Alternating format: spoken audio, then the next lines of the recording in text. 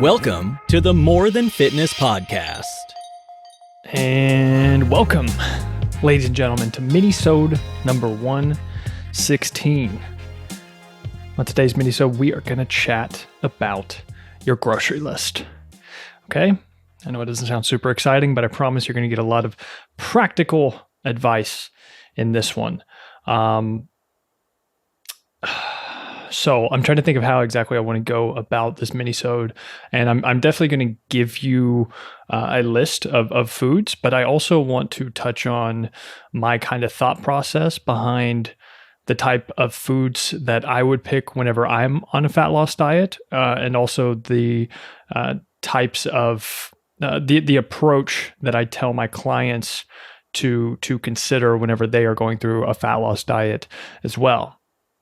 Because whenever you're in a calorie surplus and you're trying to gain muscle mass and you're bulking, you want to choose different foods than if you are in a calorie deficit. I know that can seem obvious, but I think the specifics on this can get a little bit murky, or people may not realize that, hey, this choice may not be the best use of your calories whenever you're in a calorie deficit. Because when you're in a calorie deficit, you're already eating by default, less food than you kind of want, right? You're kind of forcing yourself to be in a calorie deficit, and your body is going to try and fight against that. So your best way to equip yourself with, not giving into that resistance is by making smarter food choices. And what I mean by that is, real quick, if you can, just for simplicity's sake, let's say you have 2,000 calories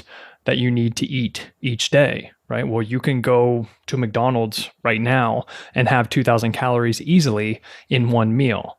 Or you could make multiple meals throughout the day. You can make smarter choices, pick lower calorie foods, and you can reach that 2,000 calories a different way. So whatever comprises your calorie budget only becomes more and more important the longer you diet, right? The longer you diet, the more of a calorie deficit you're going to be in. And so by default, your food choices are going to be very important. And so the types of foods that we're looking for whenever we're on a fat loss diet, you think about it.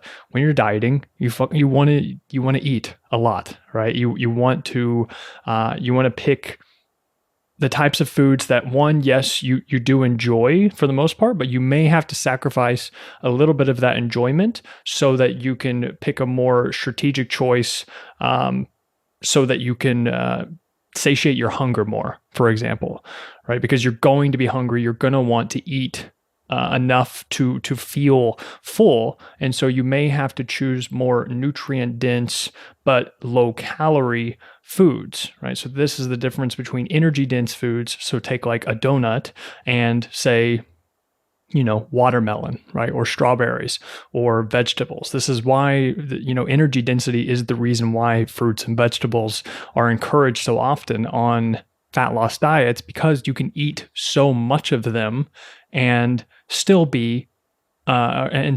have a low calorie diet. So the food volume is very high with things like fruits and vegetables, and the calories, the energy density is going to be low. So that's the main approach I want you to think about whenever you are choosing food items. And so one simple example of this would be sticking on the topic of fruit. And since we mentioned watermelon, think about the difference in density between, and of course this is just to prove a point. This isn't to say that the watermelon is better than, say, bananas, but to prove my point, think about how much denser a banana is. So it's thicker, right? So whenever you bite into it, you can tell the difference between biting into a banana and biting into a piece of watermelon. The watermelon is going to be lower in calories because it's mostly water. So you can eat a lot more watermelon for let's say the same amount as one medium banana, right? So that's just one way to think about, okay, if I'm going to choose some choices for fat loss, I want to think along those terms. How can I eat the most food possible for the least amount of calories per bite?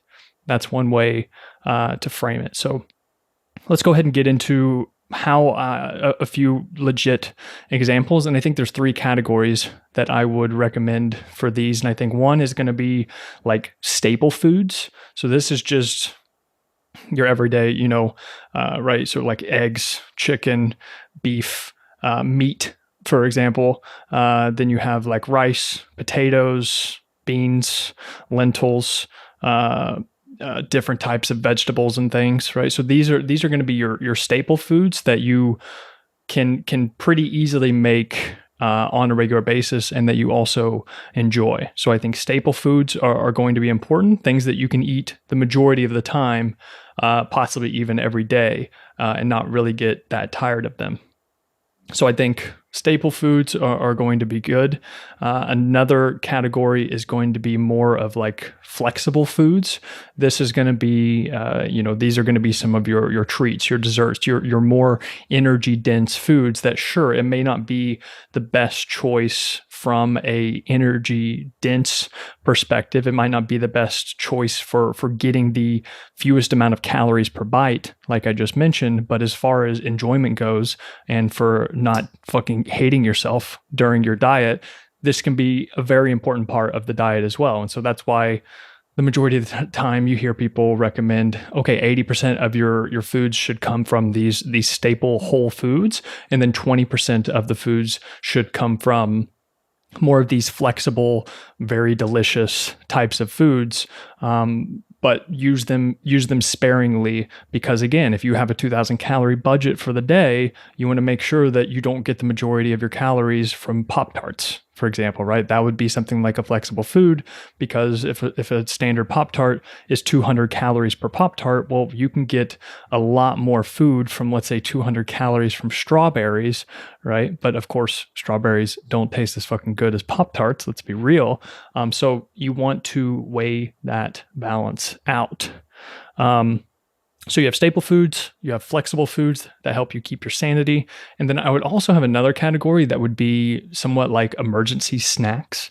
And this is something that I don't hear people talk about very often, but for me, it can be helpful to have these types of foods around whenever, let's just say your work goes on a little bit longer than you expected it to. So you can't normally eat, let's say you normally eat lunch around 12, and this pushes your lunch back to, let's say, 1 o'clock. But you timed your meal in the morning, you had your breakfast, and normally you get hungry around 11:30 or so. But since you had work and you had to work a little bit longer, by the time that 1 o'clock comes around, you're going to be starving. And then if you're on a diet, you're starving, you're exhausted from work, and you want to get back to work as well. Well, it's much harder you have the willpower to make the smart choice in that decision for your fat loss diet. And so what I would say is have these emergency foods available so that you can use them, let's say, as like hunger buffers. So this happens with me sometimes. Maybe I had my lunch at 1 o'clock, and I typically work out around 5:15. So 1 o'clock to 5:15, well, that's about, over a 4-hour gap in between there. And so if I don't eat anything before that workout, I'm probably going to end up being hungry right in the middle of my workout. My performance is going to suffer. And so this is where I would turn to one of these emergency snacks, something that I can keep in my fridge or in my cupboards that are, super easy to just grab, fairly nutritious foods that are going to hold me over until I'm able to make a meal after my workout is over, right? And so this is the same thing that happens. So let's say with the lunch example, you're working hard, and then you have to push lunch back an hour. Well, instead of just being ravenously hungry and fighting through it, and then probably making a poor choice for lunch, well, if you have if you have some beef jerky in your drawer, you can pull out some beef jerky, eat a little bit of beef jerky, just enough to give you a hunger buffer to hold you over, so that you can still not take away your hunger entirely and ruin your lunch, but just enough to push you up until that lunch period, so that you can still make a smart choice during that lunch period, instead of, let's say, ordering the easy option and getting fast food, and then you blow your diet completely, and then maybe you say fuck it and you end up ordering out for dinner as well. And so the name of the game is consistency here. So if you have to have some type of emergency snack that you don't normally have, or maybe it's not even the best option, right? So maybe it's just like you have salted pretzels laying around, which are still going to be low fat. It's basically just wheat. It's just like flour. That's all it is. But if you have, a handful of pretzels, it's going to be fairly low calorie. It's going to be easy to store anywhere. And sure, maybe it's not the most nutritious option, but what it's going to do is it's going to allow you to have that hunger buffer so that you can make a smarter choice at lunch, as opposed to just throwing out your lunch option, your healthier lunch option altogether, right? So those are the three categories. And since we're on it, I'm just going to go ahead and say, for some of those emergency snacks, now I've told you kind of the mental framework and approach I use and how I talk to my clients about. And so now I'm just going to list the shit out for you, right?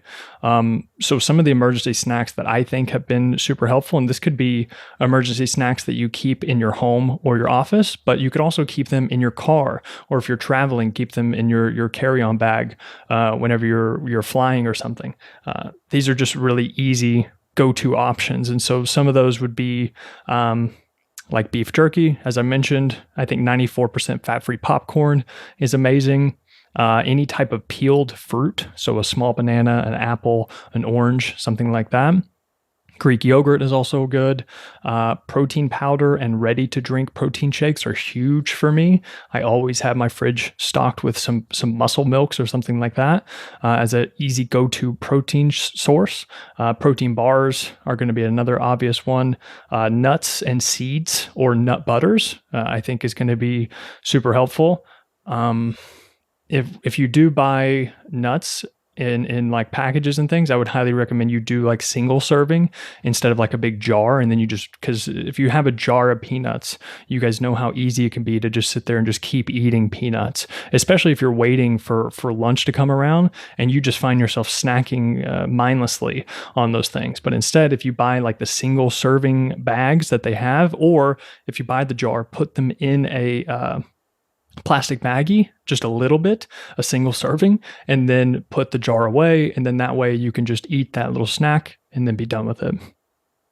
Other options for those would be like string cheese, unsweetened dried fruit, whole grain bread, bagels, muffins, anything along those sorts. And then another one is whole grain crackers and pretzels, like I just mentioned, an oat-based granola bar, and for sweets, dark chocolate works really well too. And for some of those staples, this is going to be the obvious ones, right? So you have staples of protein, carbohydrate sources, and fat sources.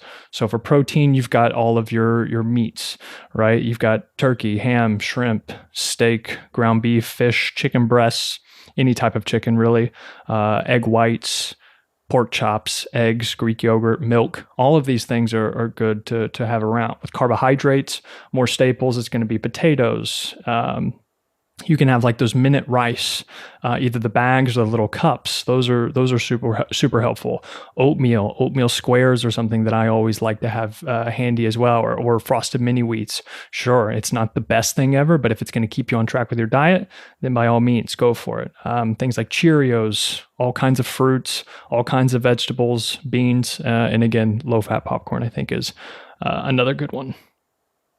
Fat sources would be all of your oils, so olive oil, canola oil, there's palm seed oil, there's tons of different ones. Again, nuts and nut butters, you have certain types of cheeses, low-fat cheeses, butter, almond milk, full-fat yogurt, and avocados. So those are just some examples, right? That you can choose from. And this is straight from the list that I give my clients. So hopefully those are helpful for you. Those are some things to consider whenever you are going to the grocery store again, and you are on your fat loss diet. Think of staple foods that you can eat majority of the time and prep for breakfast, lunch, and dinner. Have you some flexible foods that can get you through, you make sure you don't go insane, and then having those emergency foods to help you with hunger buffers and whenever you just need a quick snack and don't feel like making anything. All right, and that is it for Minisode number 116. Thank you guys, as always, for listening and for watching. See ya.